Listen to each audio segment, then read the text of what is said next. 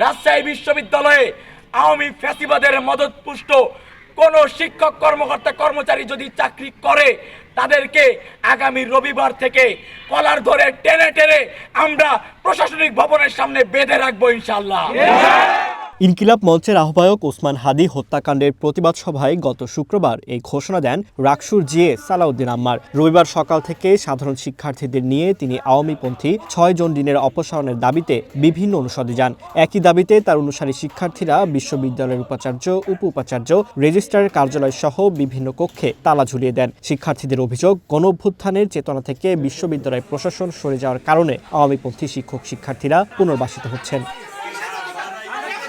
শিক্ষার্থীদের আন্দোলনের মুখে রবিবার রাতে আওয়ামীপন্থী হিসেবে অভিযুক্ত ৬ জন শিক্ষক ডিন পদ থেকে ইস্তফা দেন। এর পরদিনই বিএনপিপন্থী শিক্ষকরা নিজেদের নিরাপত্তা নিয়ে শঙ্কা জানাতে দেখা করেন উপাচার্যের সাথে। শিক্ষক ও কর্মকর্তাদের নিয়ে অশালীন বক্তব্য ও বিভিন্ন সময়ে শিক্ষকদের উপর চড়াও হওয়ার ঘটনায় উদ্বেগ জানান তারা। কে কখন রোষানলে পড়েন এ নিয়ে শঙ্কিত অনেকেই।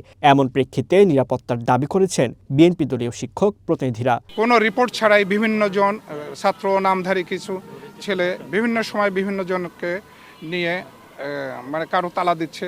আজকে এর তারা গতকাল আইআর এর পরিচালক মহোদয়ের কাছে গিয়ে চার্জ করেছে, আপনার কোথায় কে কী করছে। কোনো ডিপার্টমেন্টের সভাপতিকে গিয়ে চার্জ করা হচ্ছে যে আপনার কোন শিক্ষক আছে, কোন শিক্ষক নাই।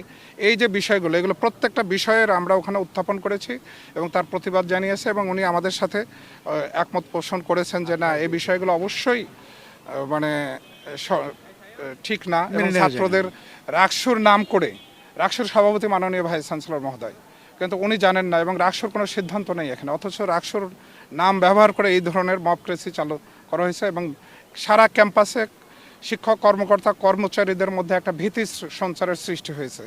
আমরা ওনার কাছে দাবি করেছি যে অবশ্যই ক্যাম্পাসে লেখাপড়ার সুষ্ঠু পরিবেশ ফিরিয়ে আনুন এবং সকলের নিরাপত্তা বিধান করবেন অনতিবিলম্বে। শিক্ষকদের ওপর শিক্ষার্থীদের একটি অংশের চড়া হওয়ার জন্য বিশ্ববিদ্যালয় প্রশাসনকেও দায়ী করছেন শিক্ষকদের একটি অংশ। তারা বলছেন, গণঅভ্যুত্থানে যেসব শিক্ষক শিক্ষার্থীদের বিপক্ষে অবস্থান নিয়েছিল তাদের বিরুদ্ধে কোনো ব্যবস্থা না নেয়ার কারণেই এমন পরিস্থিতি তৈরি হচ্ছে। বিশ্ববিদ্যালয়ে একটি অশান্ত অবস্থায় আছে এবং এখানে শিক্ষক কর্মচারী কর্মকর্তা সবাই নিরাপত্তাহীনতার মধ্যে দিয়ে আছে। তা আমরা এই বিষয়টাকে অ্যাড্রেস করে আমরা আজকে ভিসির কোনো অ্যাপয়েন্টমেন্ট ছাড়া আমরা দেখা করতে গিয়েছি এবং এটা আমরা ওনাকে সুস্পষ্টভাবে জানিয়ে দিয়ে আসছি যে আপনার 5ই আগস্টের পরে যে বিপ্লবটা হয়ে গেছে সেখানে ন্যায্যতা এবং আইনের মাধ্যমে যে চলা সেটা ওনাকে ইনশিওর করতে হবে বিশ্ববিদ্যালয়ে।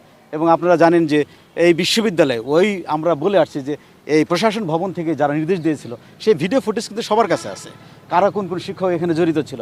সেইখানে আপনার এতদিন হয়ে যাওয়ার পরেও তারা কিন্তু কোনো ব্যবস্থা গ্রহণ করেন। এই 1.5 বছর পরে যেভাবে শিক্ষকদেরকে অশ্রাব্য ভাষায় গালিগালাজ করা হচ্ছে, যে তাদেরকে কলার ধরে নিয়ে এসে এই অ্যাডমিনিস্ট্রেটিভ বিল্ডিংয়ের সামনে বেঁধে রাখবে, এগুলো মোটেই গ্রহণযোগ্য নয়, এগুলো অ্যাকসেপ্টেবল নয়। এই বিষয়ে আমরা কথা বলেছি। আমাদের শিক্ষার্থীরা বলতে পারে না এইভাবে বিচার হতে পারে, বিচার হলে বিচারের মতো হবে, কিন্তু তাই বলে অশ্রাব্য ভাষায় গালিগালাজ করে টেনে হিসেবে বেঁধে রাখবে, এগুলো তো একটা বিচারের অংশ হতে পারে না। এগুলো তো মবক্রেসি। জিয়া পরিষদ এগুলো তীব্রভাবে নিন্দা করে। বিশ্ববিদ্যালয় কর্তৃপক্ষ বলছে, শিক্ষক প্রতিনিধিদের দাবিগুলোকে গুরুত্ব দিয়েই বিবেচনা করা হচ্ছে। এসব ঘটনা তদন্তেও কাজ করছে বিশ্ববিদ্যালয় প্রশাসন। হয়তো তদন্ত কমিটির রিপোর্ট বা এই সমস্ত বিষয়গুলো যদি জমা পড়ে তখন হয়তো আমাদের বক্তব্য দেওয়ার আর কিছু থাকবে না। এটা বিচারাধীন কিছু বিষয়ে কথা হচ্ছে, তদন্তাধীন কিছু বিষয়, সে বিষয়ের জন্য আমি ব্যক্তিগতভাবে আমি এটা করতে পারছি না। আর প্রশাসনিকভাবে হয়তো কোনো একটা আপনারা জানতে পারেন। 24-এর গণঅভ্যুত্থান পরবর্তী বিগত সময়গুলোতে বিভিন্ন ইস্যুতে শিক্ষক ও শিক্ষার্থীদের মধ্যে একাধিক অনাকাঙ্ক্ষিত ঘটনা ঘটেছে। কোটা বিরোধী আন্দোলনের সূত্র ধরে বিশ্ববিদ্যালয়ের একজন উপ উপাচার্য সহ একাধিক শিক্ষক হেনস্থার শিকার হয়েছেন। এসব ঘটনায় শিক্ষার্থীদের সাথে দূরত্ব বেড়েছে শিক্ষকদের। ফাদিল নীরব, ওয়ান ন্যাশনাল ডেস্ক।